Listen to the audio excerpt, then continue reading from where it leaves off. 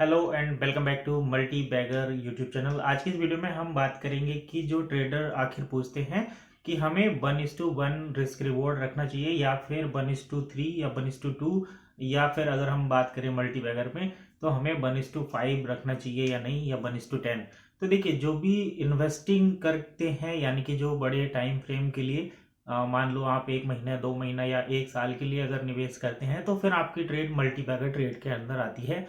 वहां पर आपको कम से कम 5 या 10 गुना रिटर्न सोच कर ही निवेश करना चाहिए। लेकिन अगर हम बात करें इंट्राडे बेसिस पर या फिर स्विंग ट्रेडिंग जो 1-2 दिन के लिए होती है, तो इस कंडीशन में आप 1:1 का भी रिस्क रिवॉर्ड रख सकते हैं। स्विंग ट्रेडिंग में भी आपको कम से कम 1:3 का रखना चाहिए। लेकिन अगर हम बात करें इंट्राडे की, जो हमारी ज़्यादातर कम्युनिटी करती है, हम हर दिन ट्रेड करना पसंद करते हैं, तो ऐसी कंडीशन में हमें अगर हम 1:1 का रिस्क रिवॉर्ड भी रख रहे हैं तो काफ़ी अच्छा है। बस आपको ये देखना है कि हमारी जो स्ट्रेटेजी है वो कितनी सक्सेसफुल है, यानी कि हम कितनी बार ट्रेड लेकर प्रॉफिट करते हैं, कितनी बार हमारा स्टॉप लॉस हिट होता है। स्टॉप लॉस के बारे में हमने कल काफ़ी सारी बातें की हैं कि स्टॉप लॉस आपको मार्केट के अकॉर्डिंग ही रखना है। ऐसा नहीं कि हम अपने कैपिटल के हिसाब से स्टॉप लॉस रखें।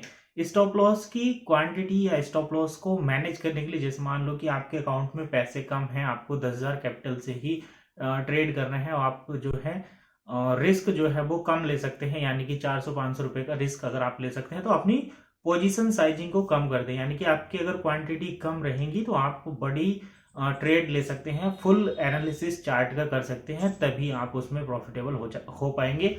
तो आपको इस बात का हमेशा ध्यान रखना है कि आप कितनी बार अपने फॉर्मूले पर सक्सेसफुल होते हैं।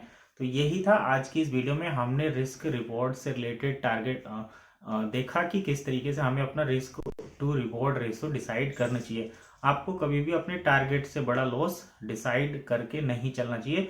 हम क्या करते हैं, जैसे अगर हमने मान लो 500 का स्टॉप लॉस सोचा है और 1000 का टारगेट, तो जब हम चार्ट को देखते हैं तो हम क्या करते हैं ना, हम अपने पोजीशन को रिवर्स कर देते हैं। यानी कि जो हमारा स्टॉप लॉस रहता है वो तो हमारा हो जाता है टारगेट, और जो हमारा टारगेट रहता है वो बन जाता है स्टॉप लॉस। जैसे ही आपकी पोजीशन माइनस में चलती है तो हम क्या करते हैं, उस स्टॉप लॉस को और थोड़ा पीछे ले जाते हैं। तो ऐसी कंडीशन में आपको क्या करना चाहिए, चार्ट को देखना बंद कर दो, अपना स्टॉप लॉस और टारगेट एक साथ मार्केट में डालो, सिस्टम में डालो। अगर आप इसके बारे में और जानना चाहते हैं तो वीडियो के नीचे कमेंट करें, हम आपको कवर ऑर्डर या फिर काइट एप्लीकेशन में किस तरीके से, जीरोधा में या एंजल वन में किस तरीके से स्टॉप लॉस ऑर्डर और टारगेट एक साथ लगा सकते हैं, उसकी वीडियो आपको मिल जाएगी जल्दी ही।